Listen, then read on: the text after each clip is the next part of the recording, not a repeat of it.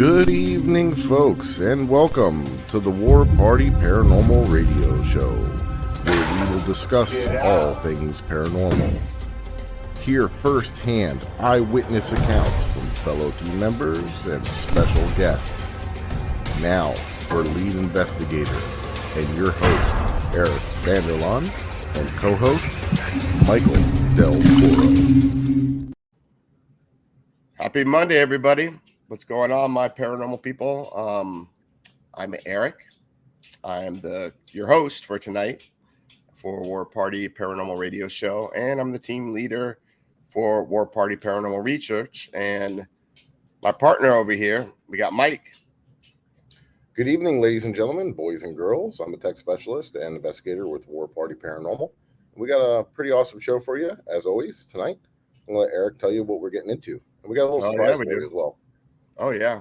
So, yeah, we got a great show. We're going to be talking about probably one of the most haunted locations we ever investigated. Unfortunately, last year they demolished it, so that sort of sucks. But we got some really good evidence, and we wanted to show you guys what we got and tell you about the place. But what we got that's really special is we're going to start off with our co-founders. Yep. Tonight, we got both our co-founders here tonight. And I don't think we should waste any time and just bring them on. Yeah, no, for sure. Very, very knowledgeable folks, that's for sure. Awesome. All right. All right, so we're going to bring on John Zapp Adderall and Marla Scotty Burns. Hello. Hey, what's up there, Hey, boss? guys. Hey, I see Scotty in there, too. Yeah, there's Scotty. Hey, Scotty, how you doing tonight? About time, Zapp. I'm still breathing and walking. Breathing and walking. So, yeah, we wanted to, we were looking to have like a co-founder show, but we finally got you guys together. And we get a lot of people like asking about War Party, like how they got started. Where'd you get the name? How'd you come up with the logo? And we told them stories. But Zapp, you're the one that created all that. Could you tell everyone about that? The name War Party came because of all the battles that we faced when we went into paranormal. Whenever we take on a case, we take on the client's fear. We take on we battle their fear. We battle the misconceptions. Mm-hmm. It's everything. All these little battles. We're always at war. It seems like just for answers, for peace, for understanding, for closure, and there always seems to be a little bit of conflict between paranormal teams, or it's like a cult or a religion or something. If somebody believes something's this way and somebody believes that something's another way, there just doesn't seem to be any common ground. So there's always that battle. Right.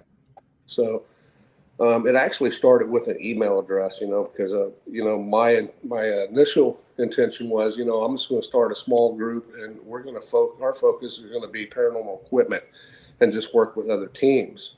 Mm-hmm. And that's when Scotty and I were with White Trash Hillbilly Paranormal back in the day. And it turns out there's a lot of people that wanted to be part of this team. And with the talent that we took on, which was a majority of it was the old Florida Ghost team. So man, if we're going to do that, we'll just be a full-fledged team. So we did, we kind of changed directions whenever that started. And the logo is an old military fighter pilot patch. So we kind of took the jet stream and the jet out of it and just left Chief Whoop-A-Mass there.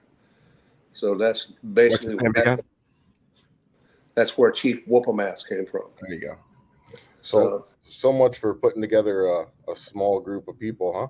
Now we got right. I can't remember the last time I ever seen a paranormal team as large as War Party. Right.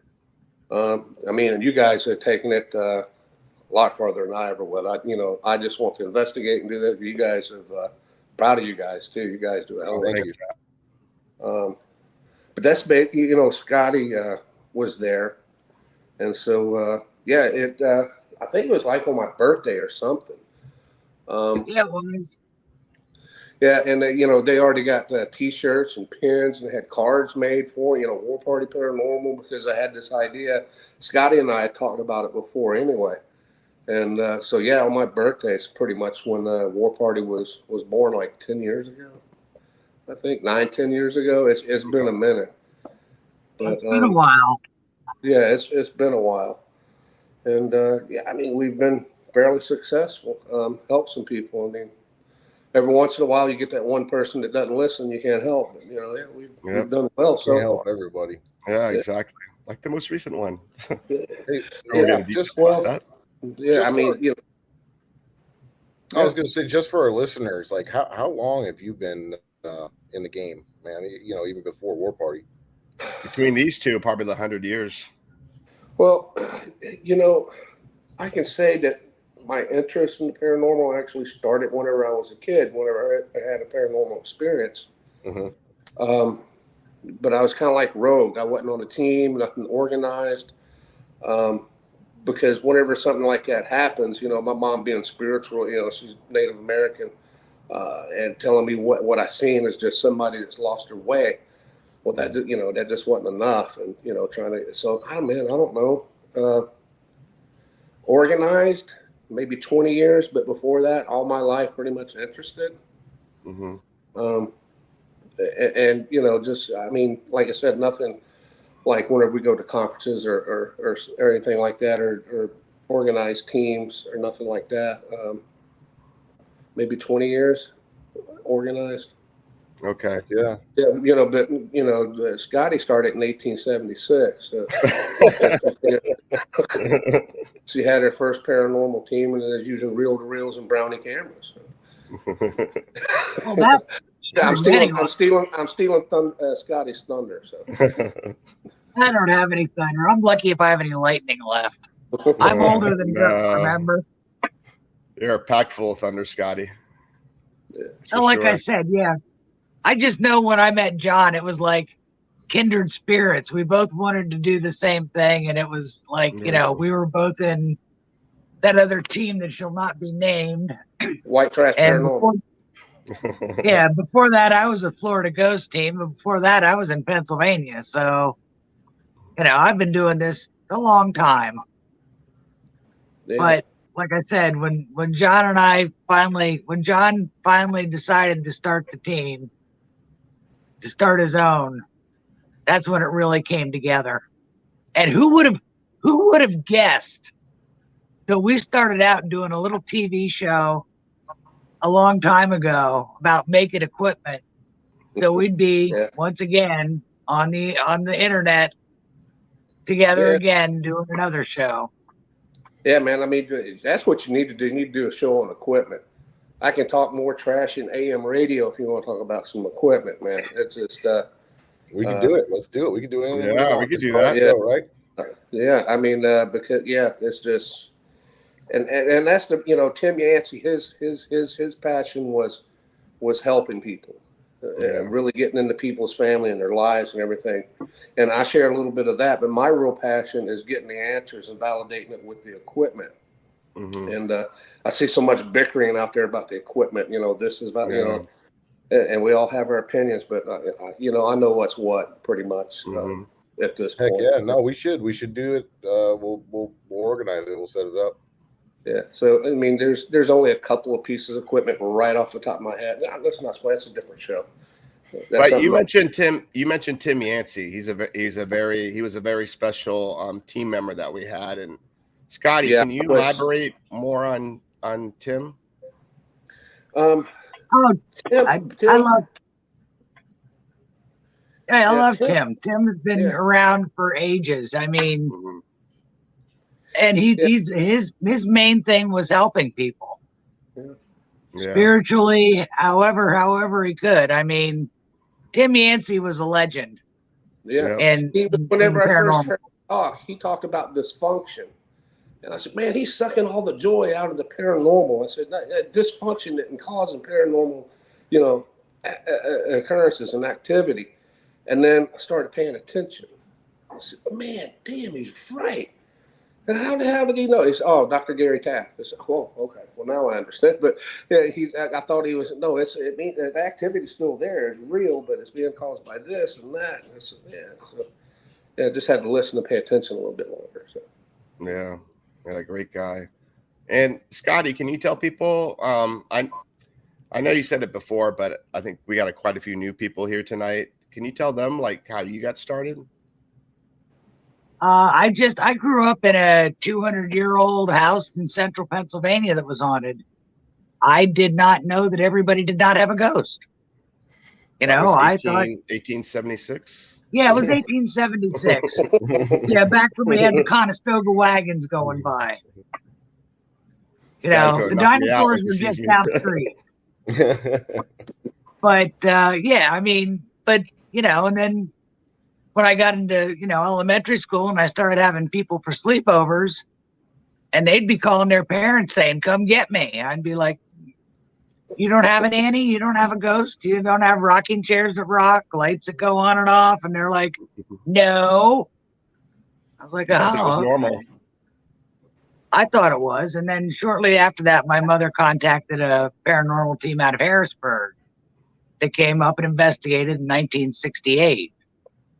And that's really where I started really getting into, you know, to figuring out, to reading a lot. I read a lot of Hans Holzer. I read anything I could. Ed and Lorraine Warren. I mean, you read all that stuff back then because there wasn't really anything else about it. Dr. J.B. Rhine was doing the experiments at Duke, which was, you know, on ESP and telepathy and, you know, all kinds of stuff. It was a pretty exciting time, but everybody thought you were nuts.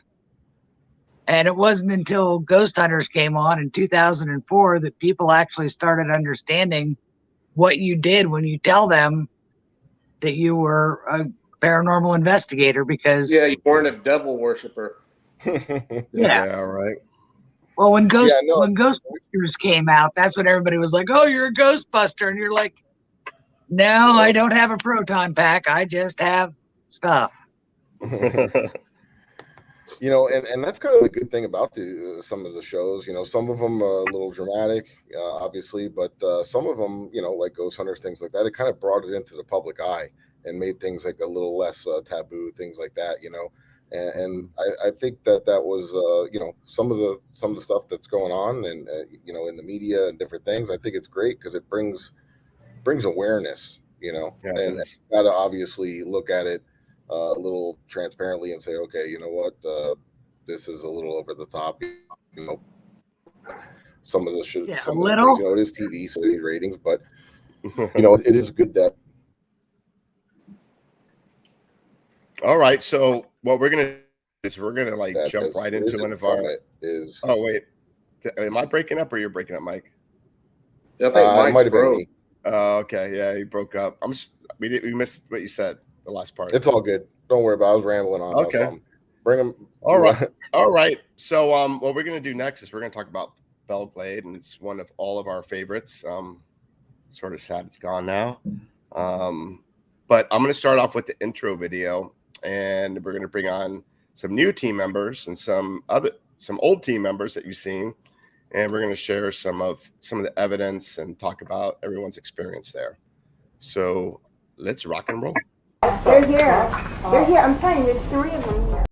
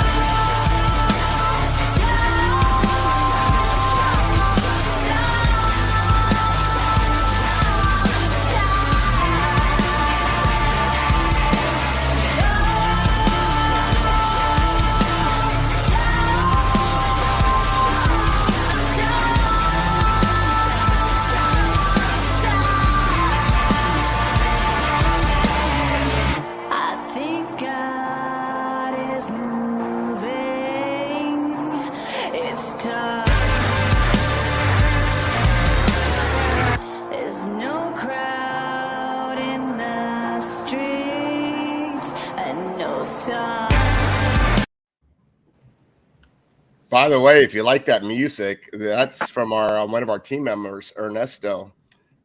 He's actually on tour. He has a rock band called Modern Mimes, and it's him and his wife. His wife is the lead singer. And you can follow Modern Mimes and their music on Facebook, Instagram, and they got all their videos on YouTube. And yeah, their music is freaking amazing. Yeah, they rock. Yep. That was perfect for that type of video too. But yeah, so I wanted to talk about Belle Glade because like I really miss that place. I'm gonna cry. Misses that place. That was and actually that's like where Scotty told me to join War Party. Remember Scotty? Oh, so Yeah, it was. Oh, Yeah. Every time you left there, you complained your butt hurt too, right? Yeah, I know, right? That's walking funny. Said he had swamp ass? Huh? No, I don't think so. I think one of them got a hold of him. Yeah, and cell block B over there in the showers. Yeah, I know. No, I just cell block B. I remember you saying, "I'm bending over to get the soap." I don't know. Oh yeah, trigger. I was gonna be the trigger object. Yeah, that's right. We brought the slippery soap, the slippery wet soap. You need soap on a rope. Felt a little electricity that night. I bet anyway. The one night that Joe and I were supposed to go and meet up with you guys out there, we had some little turn of events and we didn't get to make it. So super bummed I never did get to check it out. Yeah, and you actually missed something there. It was we went there a lot while it was there, but so many personal experiences. One of the best was right outside. You go through an administration office or the intake, whatever it is, in the front. And we were out there, and they got a little recreational area, and then the cell block start. And we were just on the other side of the administration building. It was Ange, Nicole, and myself, and we heard voices. So we thought somebody else was coming through the building, and we kept hearing them talk. And I went to check, went out there and looked. There's no more cars that would pull it. Just the people that was there. Their vehicles were there. I went in the building, and nobody was there. But it was. We heard talking. We swear, man, they were just coming through the building, coming in, because we've had people show up out of the blue out there anyway. So, and you're kind of away from everybody, so safety was a concern. So, but wasn't a soul there. So that was. Heck yeah! Anytime you get a disembodied voice like that, especially it's definitely sticks with you for sure. But real quick, I just want to go into quick history so everyone knows about that place. That place was built, I believe it was in 1935, and they just recently demolished it last year. It was an all-men's correctional facility, and it was out in the middle of nowhere. It's actually in the middle of sugarcane fields, just south of Lake Okeechobee, if you guys know where that is in Florida. It's the biggest lake in Florida. And the craziest story that was documented that I heard there, that there were 3 inmates that dug a tunnel and escaped, and they caught them all, but one of them made it all the way down to Little Havana, and they caught him there. And I don't know, but there's a little trench area. I don't know if that was part of the tunnel or what. Yeah, supposedly it went under the chapel, the church, I believe. Oh, okay. And then there's a lot of strange occurrences that happened there other than prison being there. After we were investigating it for quite a while, one night we went there and noticed that someone was doing satanic rituals and stuff like that. So, there's a lot of weird, funky feelings going on in there. Scott and I actually heard growling in the chapel too. Yeah, definitely. But I'm going to bring on the rest of our team members, and these are the team members that were with us when we were investigating it. I'm going to start with Mr. and Mrs. 305. Jenny and Armando, what's up, guys? Oh, we can't hear you. You're on mute. No. There you go.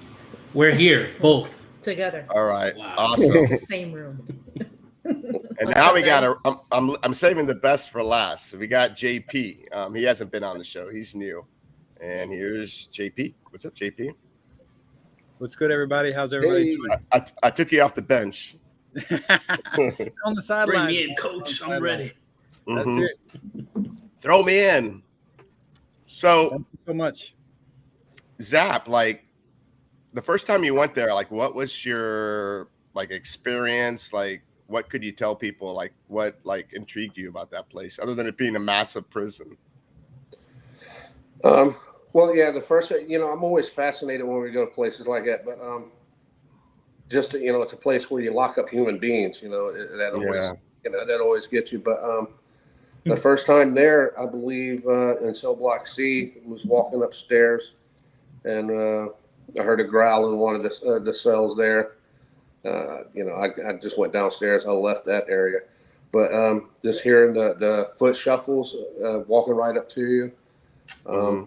The banging and everything, and you got to remember you had these gigantic owls, and most Oh of the yeah, time definitely. we'd find those and debunk that or this and that. But I mean, it was active right off the bat. That's what startled me the first time with those owls. They got a wingspan of like a 6-foot human being. They're huge. Yeah, and they'll spook you. You walk into one of those cells and they come Mhm. charging out. I don't care how bad you are, man. You're going to yell. Yeah. It's spooky. Little pea might come out. Yeah. Yeah, and some raisinets. And you might get crapped on too. That was another risk we had. It's scary. I remember one of the first times we went there. It was only a couple of us. John was there with us, and we were just walking around. And I was walking down cell block C, walking down the bottom aisle there, and I was videoing or something, and I was looking at something, and all of a sudden we heard a crash in the cell, like almost right across from me. And I looked in, there was nothing there, and I just remember started backing up. And I'm going, Zap, John, Yeah, come here. I remember, I remember making a post about that. I said, a place is haunted whenever it's got Scotty Burns backing up saying, "What in the hell is that?" So yeah. Sure. I ain't never seen Scotty get. That's one of the few times I backed up. Yeah, Mhm. I mean, and there was nothing up there. We went up there and checked it out. Nothing there. Nothing. I was positive there was somebody there. I was positive. That's why I wanted John for backup. Well, I was not exactly. Because there were some homeless and stuff that hung out there too, as well. Sometimes, right? So you got to be not only that, there were like gang members like hanging out there too. That's a Yeah. hangout spot. There's a lot of gang tagging out there and everything. I mean, Mhm. we are a war party. A majority of us are armed, and we were armed when we were out there. But we never found anybody. I mean, people would come up while we were there, but we never came upon anybody while we were there. But it sure sounded like somebody was there. So Yeah, definitely. And I mean, just from the get go, those places like that, I don't know what it is. I don't know if it's the constant everyday routine or the violence that took place there, or just what it was. But there was residual and intelligent haunting. I mean, there must be so much energy there, just like any prison, but on top of it, being out there secluded like that, they probably didn't get treated the best, and there's probably a lot of violence as well. And remember, I don't think there was air conditioning. They only had fans, like ceiling fans in there. And Imagine how hot it was. That's another thing that was brutal. We'd be out there sweating, soaking wet, Mhm. and Yeah. we're still doing it. Mosquitoes. I mean, mosquitoes the size of baby. That don't stop humans. us. Yeah, and got owls out there, rabbits everywhere. Yeah. But we kept going. I mean, we didn't stop. Yeah, we didn't want to stop. But since we were just talking about, Scotty and her badass self, I got a video clip I want to share with everyone. And then no.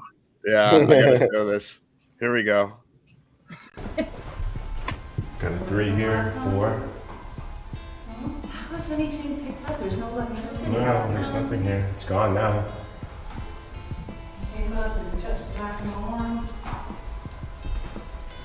Have you things to say to us? It takes a lot to get this off the millimeter.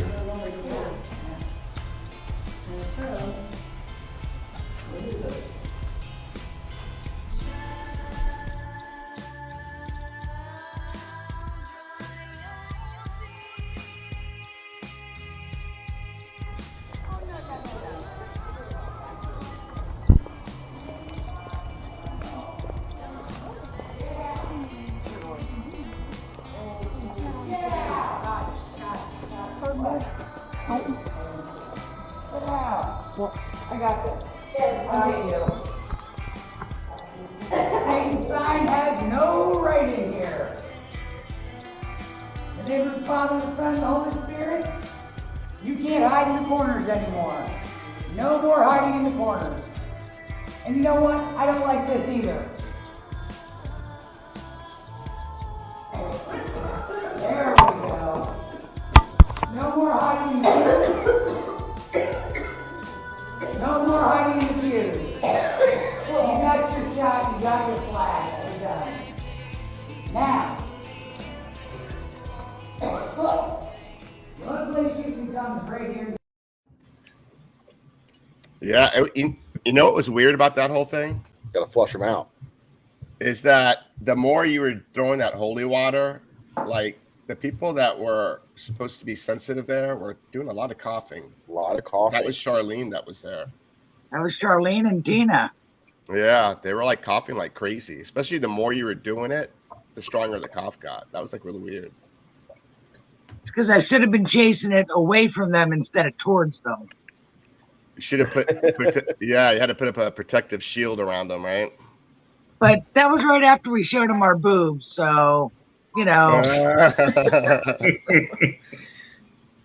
So yeah, I remember saying I had a static cam set up in there that they didn't know about, and they were all wanting me to erase it. I remember that. That's funny. Now the thing about that prison chapel is like it's been burnt twice. They had vandals in there. I don't know, maybe 5 years ago. They started a fire. They put it out, but half the building was burnt down. And then someone came back more recently, and then the whole thing was completely burnt down. But yeah, that chapel was very active. Now, JP, you can take yourself off mute. So the first time I met you was at the Belle Glade Correctional Facility. Tell me about your first impressions about that place. Yep. So it was funny you mentioned Scotty asking you to join War Party at Belle Glade, because that's when she asked me to join War Party at Belle Glade. But that's right. With her a few times, and I think like on my third or fourth time at Belle Glade with her, she's like, "Why don't you just come join War Party?" And I was like, "You know what?" And I was with Aaron, because at the War Party, it was just me and Aaron kind of doing our own thing, like going out and investigating. And I was hanging out with Devin, and he introduced me to Scotty, and that's when I got introduced to the DR60, and my mind was blown by that up there with Perry Cuomo, and it called out Zapp's name before we even got there. That's a story for another day. But yeah, the Belle Glade is amazing. I miss that place dearly. It is absolutely probably the most haunted place I've ever been to in Florida. Probably the most haunted places I've ever been to, period. I agree with you there. Yeah. Even, back when I first remember, I had a little ST-25 that I was running with, and I was catching EVPs on that fairly frequently. Very clear EVP. That too.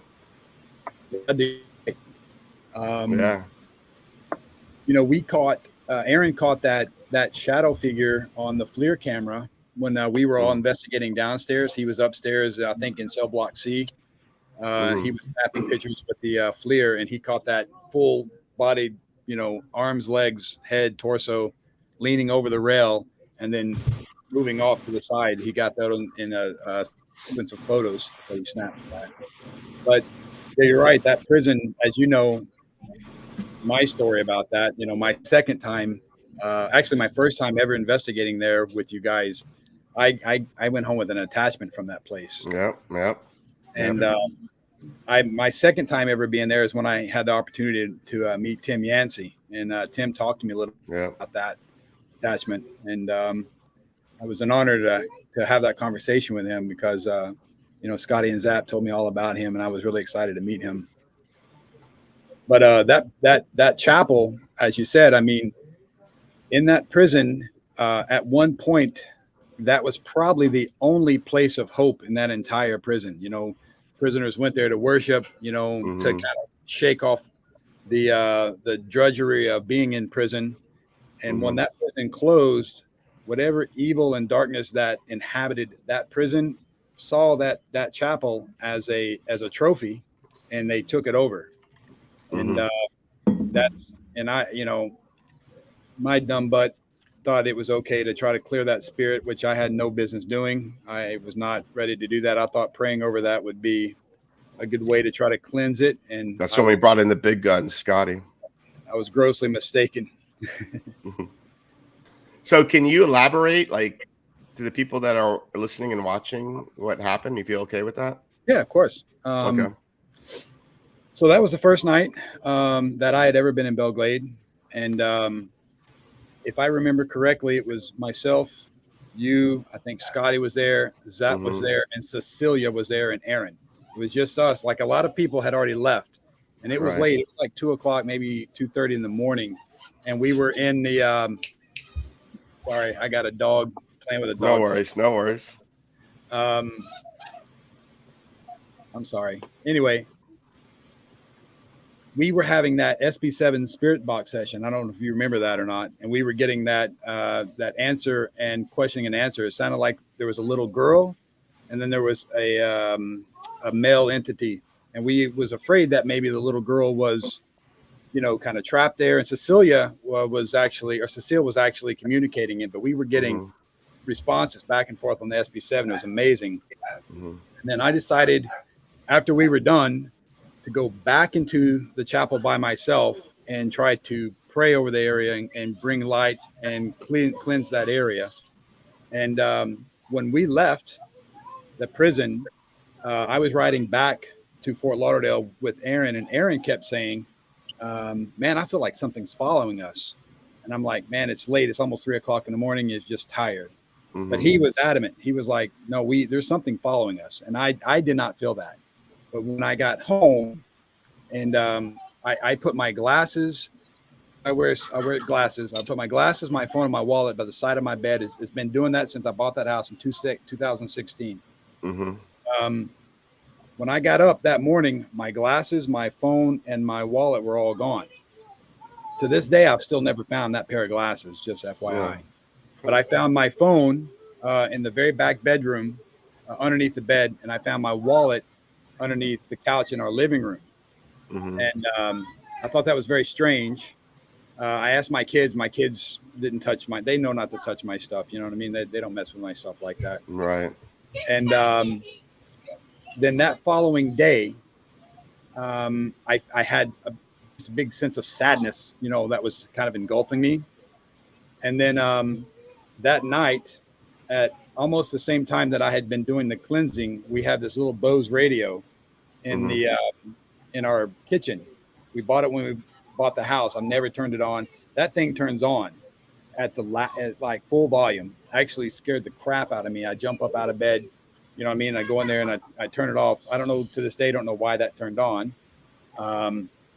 Then I decided to let the dogs out since I was already up. And out behind my house, we have a pool. And I kept noticing to my right this mist that was kind of like just manifesting itself. And I thought, well, there's a lake that's behind my house. And I said, well, maybe it's the lake.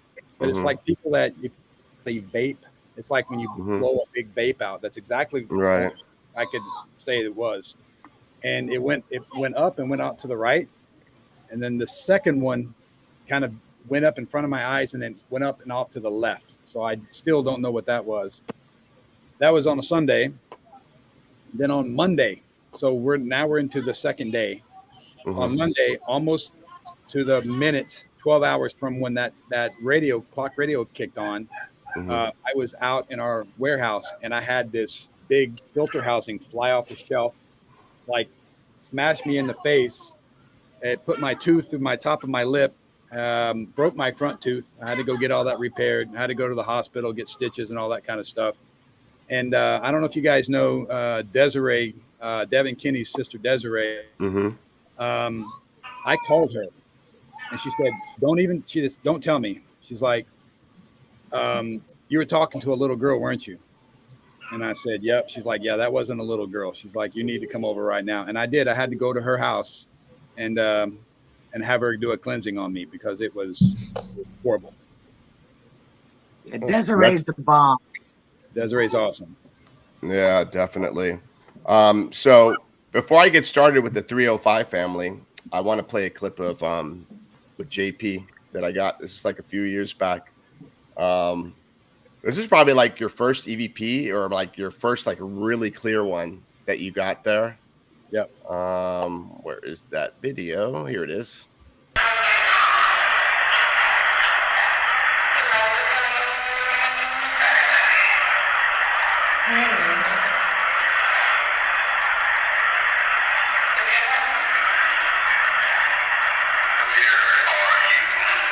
Not big.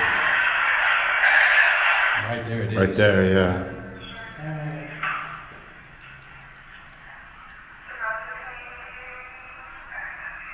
Right there. So basically, just bring the rocks down, and then bring them up and then move them out. So make sure they don't. It's saying a name. Where you are. Where are you now? Point to where you are. Show me where you are. Bethany? Bethany? Maybe. Bethany? In the showers. What is your name? Show me. Are you in the shower?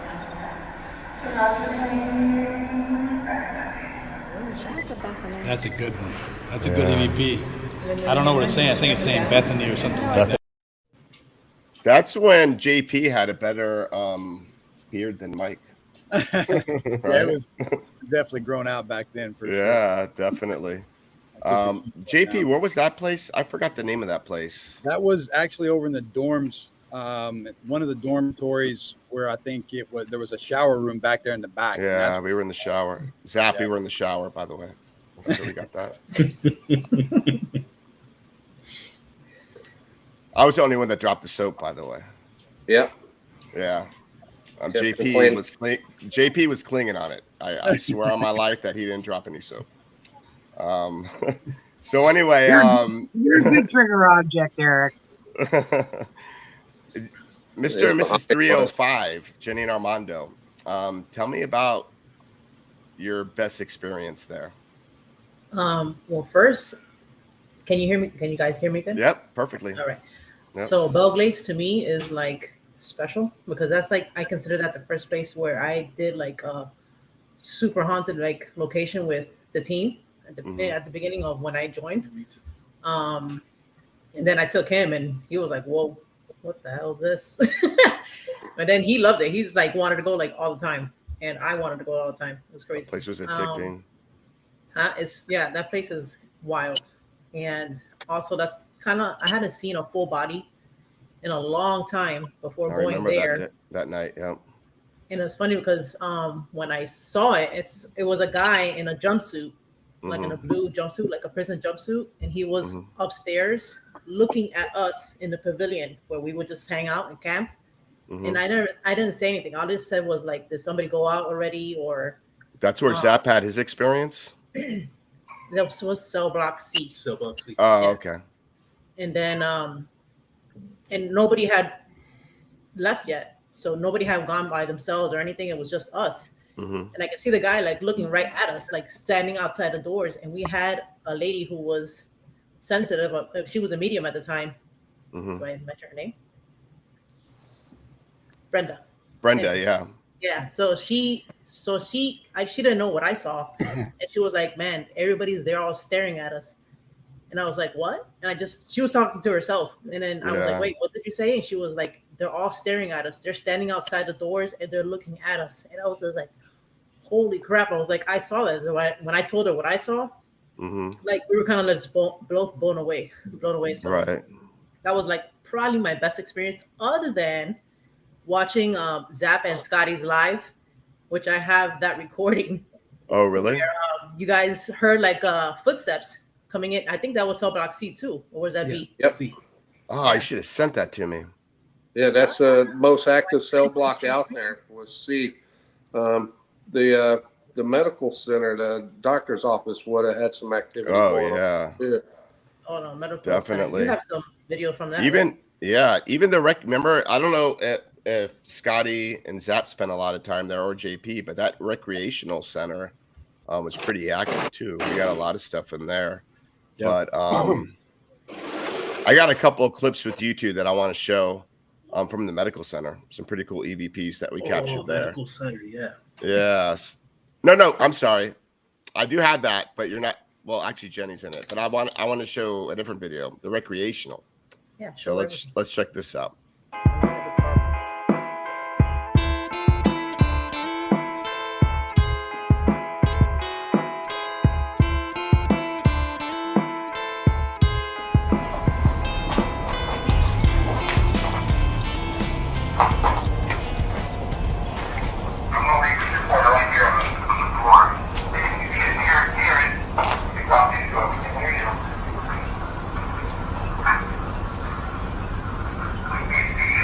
There's something there, yeah.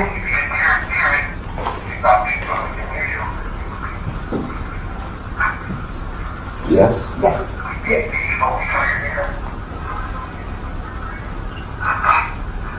Whoa. Did it say locked up? Whoa. Whoa. Whoa.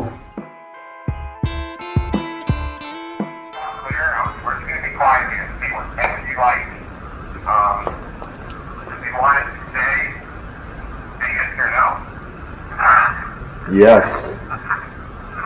Is that a laugh at the end? I heard a laugh. Yeah, I heard it. Yeah.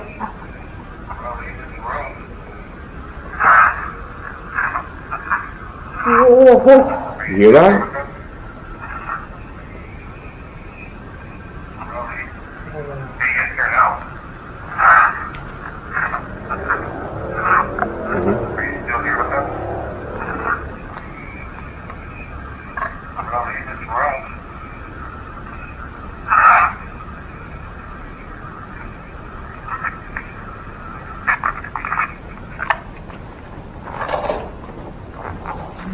I told you this place was hot.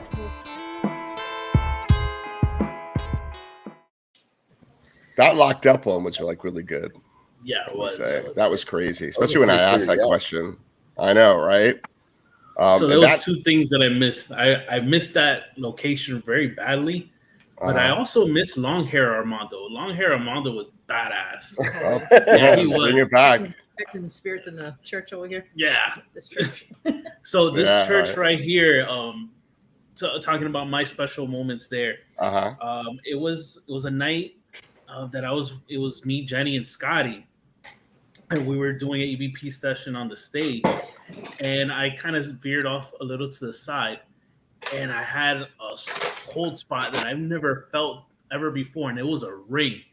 I could not move, and they came up to me, and they're like, "Oh, Armando, it is freezing cold."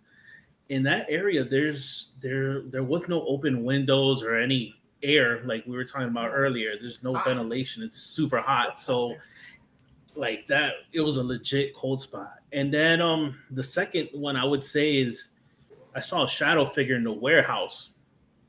And it kind of reminded me a bit of like Alice in Wonderland, if you will.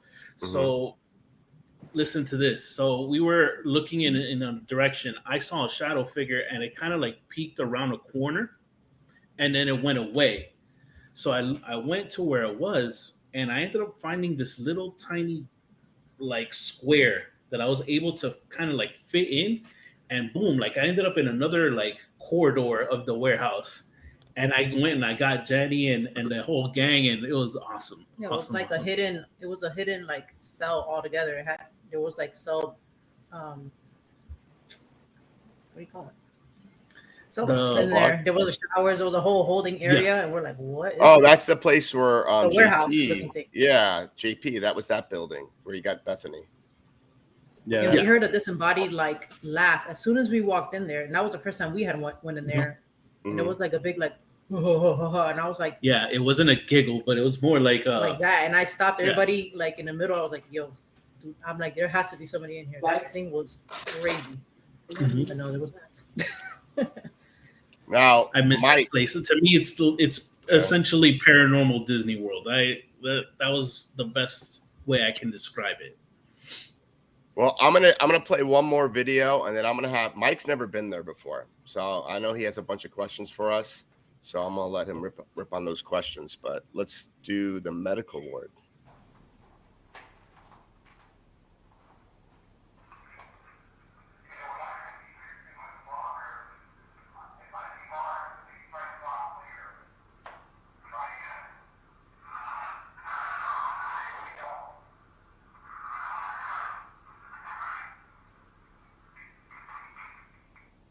definitely someone here. I something.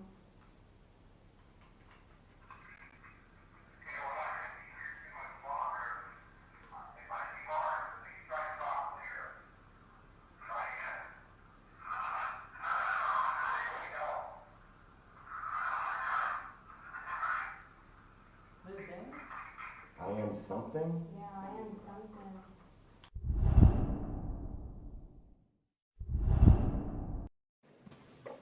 That was Brenda. That was Brenda. Yeah. Jenny, you were there too. Yeah, I was. That was Jenny in the hallway. Yeah, I was standing in the hallway. And I was next to your camera. Yeah. If you remember, right behind where you were standing, there was an arson. There was a really bad fire that they were starting there. Yeah. Do you remember that? I actually left in the middle of that session because it smelled to me like it was a recent fire and I had to go. Like it was toxic. Yeah. Always smelled like weed there. Oh my God, yes. And I tried to find it. You cannot find it. I don't know where it came from. But so Mike, I know you got some questions for us. Yeah, no, I just had a couple general questions about the location since I haven't got a chance to ever go. Was there a death row at this location? Did they? No. Do you guys think that the land is still active? Do you think if you guys went over there, or if we went over there, or somebody went over there? Because that like I said, there's residual energy there. That's never going to go anywhere, ever. The intelligent haunts, maybe that might stay too, but the residual is absolutely going to stay there. Mm-hmm. I mean, whatever they put there, if they put condo buildings, single family homes, a business, whatever, they're going to have activity that they're not going to be able to explain. And that is so dark. It's a cement factory. Yeah, it's going to be a haunted cement factory now. Wow. Mike, you remember we went to Broward the Broward Women's Correctional Facility, where there's nothing there but maybe little bricks. Yeah, JP told us about that. We actually ended up going to the Broward Women's Correctional Facility, and now it's just rubble. They demolished that as well, and Eric got one. I got a Class A EVP. It blew my mind away on the RCA's app. Yeah, I've been at prison too. It was but I got this EVP on the RCA, and it was a woman saying, "Someone please help me." You could hear the female voice. We were out in the middle of a field. That's where that female serial killer was too. What's her name? Eileen Wuornos. Eileen Wuornos. Yep. You guys ever seen the movie Monster? Serial killer. She was locked up in there.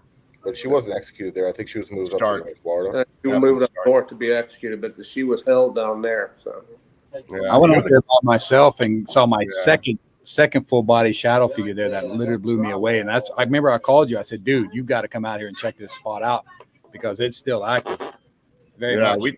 We definitely got to go back there and check it out again.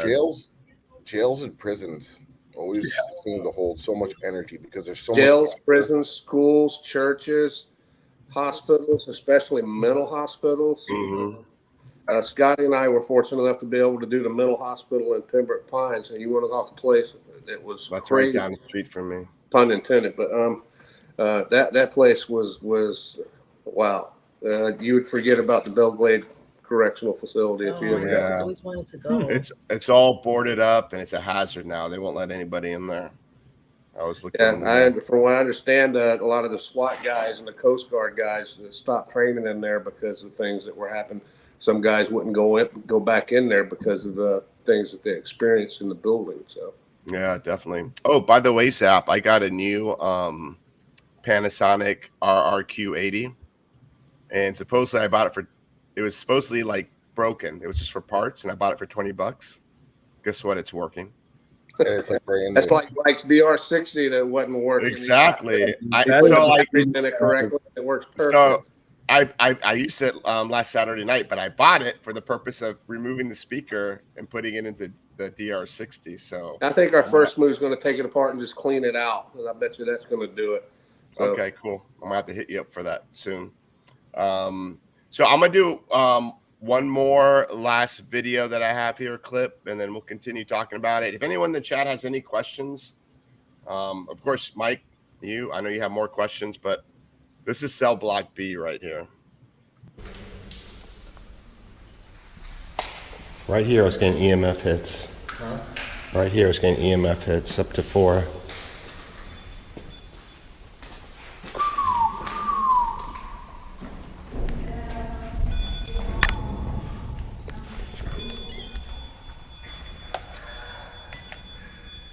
Is that your REM?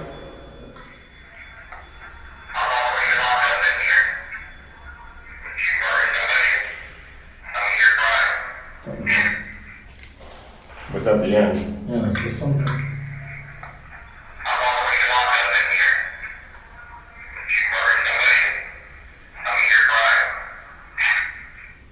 Eric? Mm-hmm. Yeah. You guys over there? Yeah.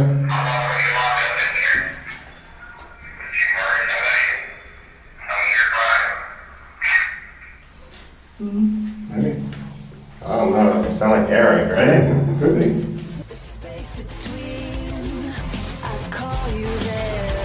Telepathic screams. Yeah, you know the feeling. Very free. Yeah, you know the feeling. You know the feeling. Silently.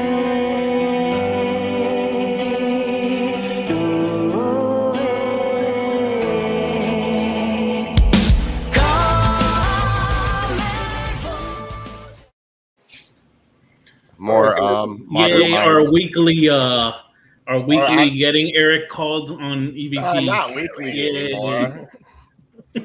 Hey guys, real quick, I don't, sorry to interrupt, but I just want to let all the listeners on the KGRA side of things that are listening to us that in about 8 minutes here, you guys are going to be moving on to the next live show. We want to give you a big shout out and thank you for listening, and we appreciate you guys coming. And there's some other shows that are streaming on the KGR network. They're awesome. You guys want to check those out as well.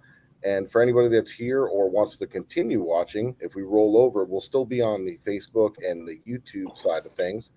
But the radio listeners are going to be moving on to the next show shortly, and we thank you. And by the way, I just wanted to say something. I don't care who knocks off the DR60s, but they haven't used it as many times as we have and gotten things that we have. So I don't think you can rule out a DR60 in paranormal investigation. You guys agree with me? Yeah, I was listening to Brandon. Was it Brandon you had last week? Mm-hmm. And he was talking about how DR60s and the old technology is inferior to what they're using nowadays with all the high tech stuff. And it's like, I couldn't disagree more. That high tech is set to filter out all the white noise and everything else. And so, I mean, but I'm old school. I brought that up. You heard me. I brought it up to him. Well, here's the thing. And I was talking with Brandon, and I've had this discussion with them as well. And I agree to what he's saying to some extent. Like, what his thing is he wants to hand somebody a digital file, a scientist, and be able to analyze it and look at it. And it is correct. These are recorders that are analog. Like, they're digital, but the output is analog. You can't extract the digital file off of it. So for his sake of what he's trying to do, I get what he's saying. And I don't think that he's disagreeing that they're not capturing EVPs. It's just not going to be able to transfer it like on a digital file to a computer where they can put it in an analyze software because there's so much noise in the recording. So, I mean, I agree with that. I have a DR. I love it. I've captured more EVPs on that device than anything in the world. So I'm not saying this or that. I'm just saying, like, I think that's what he was saying. Look, here's the thing with these new recorders. These new recorders have a sound gate in them. And what they're doing is they're noise cancellation. So whenever you get an EVP, that high-end Zoom or Tascam that you're using, it's washing it. You're not going to hear it. You're not going to get it because of the noise gate, because of the software that's on it. You're missing a lot of what you're trying to get with those. I'm not saying that there's not a place in the paranormal for a high-end recorder. Of course, you need them because it's going to debunk a lot of things that aren't paranormal. But for the most part, you're losing a lot of EVPs using those high-end recorders. And I don't care what anybody says. period. And I'm gonna tell you something else. The cheapest, cheesiest, nastiest recorder you can find, and you're gonna get more EVPs. I promise you. RCA. Yeah, RCA. I mean, just junk, absolute junk. Some are so. I mean, it's just amazing. That is the biggest class recorder I have, but I get great EVPs on it. Yeah, yeah, because it's bare bones. You know, there's not all these gizmos and, like you said, filters and things. It's just raw. It's raw.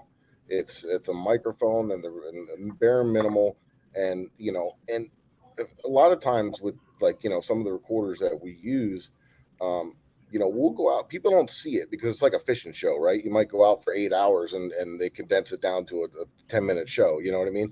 Like, we'll go out, and there's a lot of times where we're listening to our DRs and we're not getting anything. It's not like every time. Yeah, we throw a lot of this stuff out. You know, we cut it out. We gotta be smart with it, just like any other equipment. Exactly. So, you know, I don't want people to think that, like, oh, the DRs are BS because every time we show a clip with it where we have an EVP, there's a lot of times that we go that, you know, are not capturing stuff. And I've even tested that. I've taken it places and not captured anything, and then taken it to a place, and sure enough, you get some quality EVPs for sure. Right. Yeah. And Zach, how long have you been experimenting with equipment, and how many recorders? Like, no one's like probably done a fraction of we're there for a while. Rob and I were buying every cheap recorder that we could find on eBay, trying to find something that would do what the DR60 does. And in short, that's how we found the ST25. We've been telling people about the 25 for years before they started listening. But what we did conclude was, you know, whenever I said these lower end recorders, and it has to do with your sampling rate, your lack of shielding, low end microphones, all that make a perfect storm. That's the DR60. But, you know, you know, a lot of these cheap recorders share a lot of things that the DR60 has, and that's lack of shielding and poor sampling rate. And if it is correct, there's a theory that an EVP is an EM signature, then those lower end recorders is what's going to catch your EVPs. That's why you got so many EVPs on your cassette tapes and metal, the iron in them, because they are EM signatures. Reel to reels. Yes. I want to go old school and get one of those. I've been looking for a reel-to-reel for a while. To find one that's portable. I've got a bunch of mini cassettes in my car that I have all the time, and I never use them. Yeah, I mean, and that's another great thing I wanted to say, you know, about this team and about us, is that we're willing to try different things, experiment, test stuff, and before we, you know, say, you know, what the hell with that thing, I don't like it. No, we're going to test it. We're going to test the piss out of it and see. And before we make any assumptions, or, you know, we like to tinker and try different stuff. I know Zap does, I do, you know, and we're all open-minded as far as trying different things and testing stuff, going old school, and before we'll have an opinion on it, you know. One thing that I was doing is, like what Zap was saying, you know, when we do events, I bought a ton of little digital recorders from all types of price points, and I bring them with me when we do these events, and I will hand them out to guests. I said, here, take them, you know what I mean, and play with them. And it involves them in a way that they feel like they're part of the investigation. But if they catch something, that's more hands testing these recorders than me trying to retest. You know what I mean? So, good idea. Yeah, I remember that you done that at Yes Your Village, and the people loved it. They absolutely, yeah. And they did. They got a couple of good EVPs there in the firehouse. Yeah, yeah, that firehouse is lit. Yeah, we've blown some minds away at our events. I don't think anyone has an event like us. No, what we do is different. You know, we don't. It's not a tour. It's not a show. We get in there and they're investigating with us side by side, and the folks get to see what we do. And it's remarkable. You know, it's remarkable what Zap and Scotty have built, and you know, big shout out to them. And they've really built a reputation in the field, and I'm very glad and happy to be part of this team for sure. Yeah, we wouldn't be all together right now, right? All of us together having met a lot of great people and good friends. Like you guys are family. One of our guests put it best. They were expecting a lot of smoke and mirrors, and that's not what they got whenever they came out. So it was the complete opposite of what they expect. That's one of the best compliments to date that I can remember. So. Yeah, full transparency is the best way. I tell people whenever you're at an event, so we may not catch anything, but I said if we do catch something, it is absolutely legit. And I'm gonna let you decide. I mean, there's no gimmicks, nothing going on here. It's like, we do it live right there. You can't see us fake. I mean, it's impossible. That's another neat thing that we all do, and we kind of learn from each other and different things as well. But we'll set the recorder down instead of holding it in your hand like this. We'll set the sucker down. Well, sometimes you have to hold it. Zap's double fisted. Yeah, or sometimes we'll set them down and click it and stand back and we'll catch an amazing EVP, and nobody could say that it was your hand rubbing on the thing or anything like that. But definitely, and everybody that comes out, I've always had great remarks, and everybody's super happy and everybody's friendly, and it's just a good time. Yeah, and we get a lot of our residential cases from our events too. Yeah, I mean, we do it all just to get the word out there, how we can help people. That's why we do it. Exactly. Yeah. We're very Eric passionate. taught me that method, Mike, what you were talking about. I have caught more EVPs by taking the microphone or taking my recorder and setting it down and walking away. Walking away from it. If there is energy that it could be intimidated by you sitting there holding it, so you set it down. Yeah, they don't want to come up in your face and talking to it like that. And some of the best EVPs I've ever captured is by following the method that Eric taught me. Well, I think it just depends on the person. I think everyone's different, and they also bring a different energy. Because I always see Zap double fisted. He never lays it down, and he's always getting stuff. Scotty's the same thing. And, I just started like messing around with it to see what worked best for me. And me laying it down and taking a few steps away from it, that worked best for me. I just think that's good for when we do events, though, too, because people can't say that there was any manipulation there. I'm not saying that. I mean, I hold it, too. Some places you have nowhere to put it down. And you just have to give it a good tight grip and make sure you're not moving around, But things are $1,000. I ain't setting them down and let somebody run off with them. They're going for $4,000 now. I'm fat and I'm old and I can't run. I'm holding on to mine. Well, Gary's on the chat here. Remember when I lost mine and he found it laying in the grass at Yesterday Village? I was like, I was going to stay there. I don't know how long it'd take. I probably would have stayed there till sunrise till I found that thing. I wasn't leaving. Gary is he's going to go get a metal detector. Exactly. Honest fella, that's for sure. Yeah, definitely. Thank God for Gary. Someone would have had a nice little toy. We wouldn't even know about it, right? Right. Wow, could you imagine? Somebody would have found it and been like, "Oh, what is this old recorder?" And just, hey, Zap, where'd you get your third recorder? That was funny when I bought mine. Somebody said that it didn't work, and they were selling it for parts. And I said, you know what, I'm going to buy this thing because if not, I'll ask Zap and see if he can help me fix it, or I'll take it apart and just take the gamble. And he goes, yeah, well, I'll look at it for you, and if it don't work, I'll give you $20 for it. And I was like, oh, thanks, buddy. But it worked. The QR80, yeah, it did. It worked. I think these people don't know what the hold button is, what that does. So when I got it, it was on hold, and I'm thinking, well, maybe I had it on hold and didn't think it would come on. I don't know. Oh my God! Can you imagine? I see the QR80s going for over $300, and I got for $20. So and I was going to use it for parts. Yeah, I've traded so many of those away or given them away. With the 240, the QR100s, 200, and 400s, they're all the same. The 100, 200, 400. The only thing is the storage space. And they said just as good as, or this, it's not. You're better off with an ST25, an RCA, or something like that. Yeah, you can get EVPs, but they're nothing. They're nothing like the DR60. Oh yeah, exactly. Jenny, did you keep both of your DR60s like I told you? Of course, we have both of ours. That's what I told you. If you could afford, and then Mike told me, said, "Thanks, Zach. I'm trying to buy one of those." So Jenny, tell everyone about your DR60 story. Don't leave home without it. Tell us about the story about how you acquired those and what happened and why you have two now. That's Armando's story. Okay. He told me one day, he was like, "Hey, we own 2 DR60s now." I was like, "Okay." All right. So it was at start from the very beginning before Waverly. New River Inn.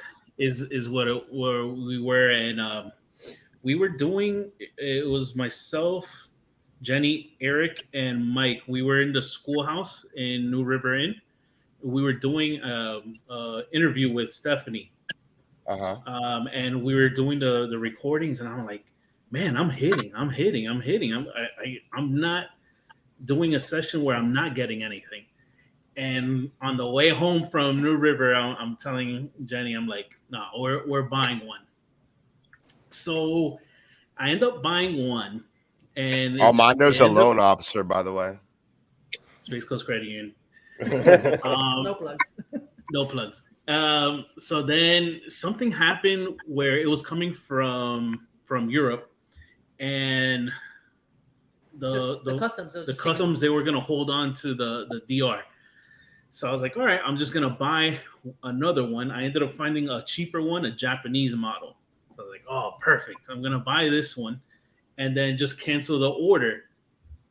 Then I go to Waverly Hills. Actually, one of the first times I actually had a conversation with Zap, and I'm like, Zap, I have this Japanese DR that I can't make it work. So I give it to him. He's like, oh, all right, I can fix this. This is not going to be difficult. So he fixes it, and then he goes, he did an EVP that I had it saved, but it was like, oh, are these people loud? Are all these people loud in here? Like, kind of like making fun. And boom, like he hit right there. And we weren't even nowhere close to Waverly Hills. We were just in the front gate. Yeah. And yeah, that was and then Zap was like, no, you better keep both of them because they're going to be hard to come by. They're going to be expensive. So I ended up buying one, and I was financing the other one. Basically. And then So boom, look what they're worth now. Yeah, I know they jumped up. They got up. I got one for $2,400 and the other one for like 27 or 28, and now you can't find them for anything cheaper than $3.5-4 grand. Yeah, they're $4 right now. And the same thing happened to JP. He got a hand on, I think it was Tim's DR60, and once he played with that thing, he's like, that's it, I'm buying one. You know what's funny is JP and I were both bidding on the same one back and forth, and we didn't know. Because I'm like, this SOB. I'm like, this. So I'm going back, and we're going back and forth, and I didn't know it was him, and he didn't know it was me, or we would have both stopped, and we probably could have got it cheaper. But oh my god, you guys were trying to outbid each other. We were trying to outbid each other, and we didn't even know. and then I was finally like, whatever. And then he got it for a killer deal. Then next thing you know, he's on the page. I got a DR60. Like, I'm sure Zap was eyeing it too. Happy, man. I was so happy. Scotty got hers for $29. Wow, crazy! Out of Japan. I got mine for $27 out of Japan, and then I found one miscategorized on eBay for $300. So I'm $327 in on both of mine. Wow, there you go. So Zach, before the DR60 came out, what was your go-to recorder? Oh, that was RCA. Oh, okay. Not the one that I can't remember, but it was definitely RCA. Not the 5007. No, the little rectangular. They're. I don't know, but it was RCA. Trust me. Okay. I have a question. Go ahead. Zap, what do you think about the Japanese ones? People say they're better because they don't have the FCC recommendation, like the requirements like the US versions have, and they work a little bit better for EVPs. Or have you noticed anything between serial numbers? Because I know there's one group of serial numbers, and there's another FD group. and FF. Yes. You know what? The Japanese one, as far as getting EVPs, outperforms the one that was intended for the American market by far. I mean, I get EVPs on both, but the Japanese one, Scotty's is Japanese too, and they seem to outperform the ones that were intended for the American market. Yeah, same goes to the point. To the point where I probably almost blew out my speaker. Hopefully not. Hopefully, it just needs a clean. And Jenny Armando, 305 Paranormal, you guys have one of each, right? A Japanese and an American version. Do you notice anything different between the two? No, weight and all the components they seem the same. No, I mean, as far as capturing. As far as capturing is concerned, the Japanese model is the one that almost always hits. There seems to only be one location where the U.S. model outperforms, which happens to be the Bealey House. Strange. I wonder why that is. Strange. I'm not sure, but the Japanese model, it's like I'm holding a paperweight. Like we'll do both. We're on both, and then but I've gotten good we stuff see that on mine. nothing hits. I've gotten good.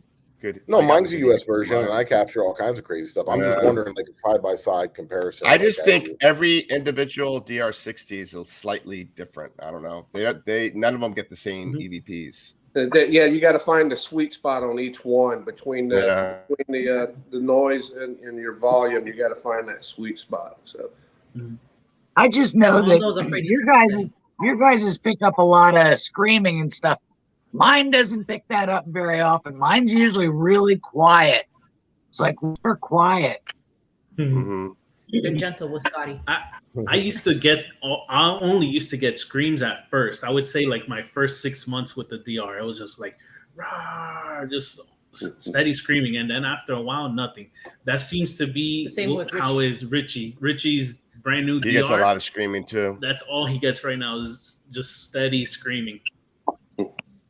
I love Richie's DR though. As his Joe said it's because you scare him. I saw one the other day, sealed brand new in the package on eBay. Ooh. Yeah, that was pretty neat. I said to Eric, I think. $6,000. I don't know. It was starting bid, so I just didn't even follow it because I knew it would be out of control. Man, and here's the thing: you know that somewhere across the U.S., they're sitting in somebody's junk drawer with the battery still on them, and they haven't touched them since year 2000 or something. And you know, it just, you know, they're out there. Oh, they're out there. Yeah. Anytime anytime I'm out by like some kind of thrift store or something like that, I always pop in and say, "Hey, you got any digital recorders?" Yeah, that's the only place you're gonna, a yard sale or thrift store. You're not gonna find it online. Kindred Spirits messed up the Japanese website where Scotty and I's got ours because it's worse than eBay now. Yeah, well, that's where I originally saw mine on the Japanese, and I fixed the bid, and then it went on the US eBay, snatched it up for like I think $1,500. Yeah, he's probably bidding something against some TV show too. So. Yeah, true. Now, yeah. That's why they're going thrift stores, flea markets, or yard sales. Probably where you're only going to find them now and be able to get them cheap. So, yeah. All right, so go ahead, Mike. No, I was just going to say at my work, I work in electronics. Our bench technician is a Panasonic certified repair fella. And he pulled up the list of all the parts. He's like, maybe I could buy all the parts and we could build one. And they don't make the main board anymore. They have everything else. You could buy every other piece except for the main board still. So just throwing that out there. Eric, go ahead. Oh, okay. No, so I think we're coming to the end of the show, and I'm going to let everyone say their thing. I know Zap and Scotty, they're our co-founders. So Zap, you're not big in social media or anything like that, but is there anything you want listeners to know about War Party Paranormal? Best team out there. Proud of you guys, like I said before. So yeah, you guys. Thanks. Appreciate everything everybody does, man. So.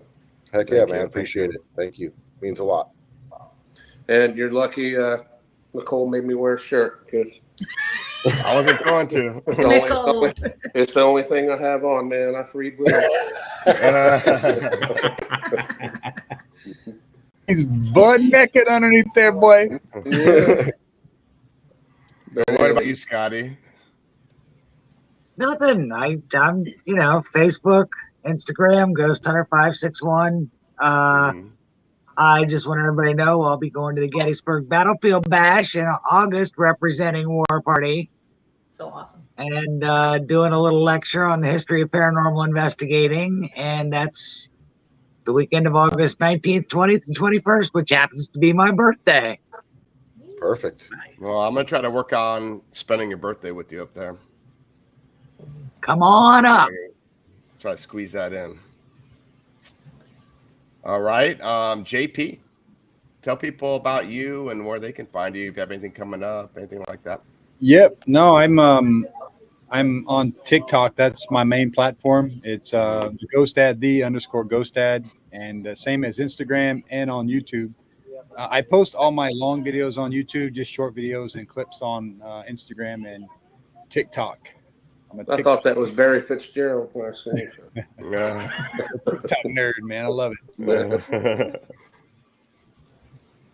And Mr. and Mrs. 305. So that same name for everywhere now. And JP's TikTok is like, I love watching your stuff. Yeah, he's got some good stuff. Yeah, Follow JP on TikTok. Thank you. I really appreciate that. I'm gonna see. So the shadow figure or the noise from when Zap and Scotty was doing the EVP playback, I'm gonna post it up online. So I'll do that tonight after the show. Check it out on TikTok and IG. And I just want to say thank you to Zap and Scotty, because if it wasn't for you guys, there would be no 305 Paranormal. That's right. There wouldn't be nobody here. Yeah, we definitely appreciate you allowing us to be on War Party. That's not anything that we take lightly. We definitely appreciate being on the team, getting a chance to meet our teammates and building up friendships with them. It's all thanks to you guys. We love you guys. We love you guys. You know, like family, Eric, Mike, and JP, Joe, Franny, everybody. Special thank you to Modern Mimes for providing the music. Yeah. Please like and subscribe this channel, all of our channels. Spread the love. Yeah, I like to say everything that I post, it's all done under War. I go by the Ghost Dad, but everything I do is War Party Paranormal. So that War Party Paranormal hashtag on TikTok is blowing up. And you guys have blown it up on Instagram like crazy. So yeah, if you guys just want to find us, just hashtag War Party Paranormal. You'll find everything you need. Cool. Eric just had a technical difficulty and disappeared. He went back to the shower at Belle Glade. He's over here. That's funny. He's somewhere in this area over here, guys. I know he was having some computer issues there. He dropped the soap. Spirit got him. So this is what it's like all the time. Yeah, exactly. This is how we are, man. This is we have a good time with it. And I was always saying that too. You know, sometimes what we do can be a little morbid. So you got to have fun with it and bring up the morale and have a good time and joke around, but obviously be respectful to the spirit and the location itself. But yeah, no, for sure. Hey, there he is. He's back. I lost internet for a brief second. No worries. I was just BSing to kill some time to get you back here. Okay, cool. Did you do your thing? No. So I post any of our findings. Obviously, same thing. War Party Paranormal. You can check out warpartyparanormal.com right down there. Brand spanking new. Yep, we just redid the website there. We're gonna put more stuff on there too. Exactly. And then if you want to check out any of my personal content, things like that, you can find it right there at flaparanormalresearcher.com. It has a link to all my stuff, my YouTube, Facebook, Instagram, all those fun things. And yeah, big thank you to Zap and Scotty for joining us and everything that you guys do for the paranormal community and our team. Yep, I've learned almost everything from these two, and I want to thank them for trusting me to create a South team. You're doing good. You're doing good. I went all out on it. I'm very passionate about the paranormal. And stay tuned, people. We're going to have some new stuff coming. So we're working on that. Working on some new locations. So be on that lookout for that. But you can find me on my personal stuff. Ghost Hunter South Florida, on War Party. I'm like, obviously got kicked out, but you can find Ghost Hunter South Florida. That's my personal stuff on YouTube, TikTok, Instagram, Facebook, and War Party Paranormal. You can follow them on Facebook, Instagram, YouTube, because most of you are watching YouTube right now. And don't forget about the KGRA Digital Broadcasting Network. We're not the only show out there. There's some amazing shows. They're all different, anywhere from the paranormal, cryptids, to UFO, to spirituality. They got some celebrity guests that have their own shows there. So take a look at them. And one more time, go to warpartyparanormal.com. And one other thing I want to mention real quickly is if you're on YouTube and you're watching us, and if you're not, you're on another social media platform, please go to War Party Paranormal, their YouTube channel, and click subscribe and just like and comment on every single thing. I would definitely appreciate it. Yeah, it helps. It helps us get our content out there, guys. So if you're watching, you're not subscribed, just go ahead. It's easy to smash the button, and it really helps us, and we appreciate you guys. Yep. And we're going to be off next week for 4th of July. We don't work on the holidays. But the next show is going to be the world's largest ghost hunt.